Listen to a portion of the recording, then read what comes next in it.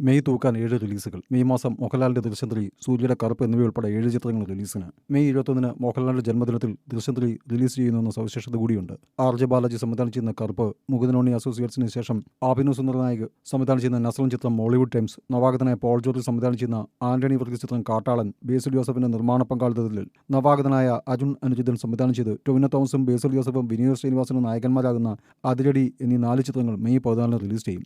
മാധവ് സുരേഷും ഷൈൻ ടോം ചാക്കോയും സൈജു കുറുപ്പ്, അന്ന രാജൻ എന്നിവരെ പ്രധാന കഥാപാത്രങ്ങളാക്കി സുജിത് എസ് നായർ സംവിധാനം ചെയ്യുന്ന അംഗം അട്ടഹാസം മെയ് 1-ന് റിലീസ് ചെയ്യാനാണ് നീക്കം. കഴിഞ്ഞ ദിവസം സെൻസറിംഗ് കഴിഞ്ഞ അംഗം അട്ടഹാസത്തിന്റെ വിതരണാവകാശം മലയാളത്തിലെ ഒരു വമ്പൻ നിർമ്മാണ വിതരണ കമ്പനി നേടിയെന്നാണ് വിവരം. അജിത് വിനായക ഫിലിംസിന്റെ ബാനറിൽ വിനായക അജിത് നിർമ്മിച്ച് വിഷ്ണു അരുൺ സംവിധാനം ചെയ്യുന്ന മധുവിധു മെയ് 1-ന് തിയേറ്ററുകളിലെത്തും.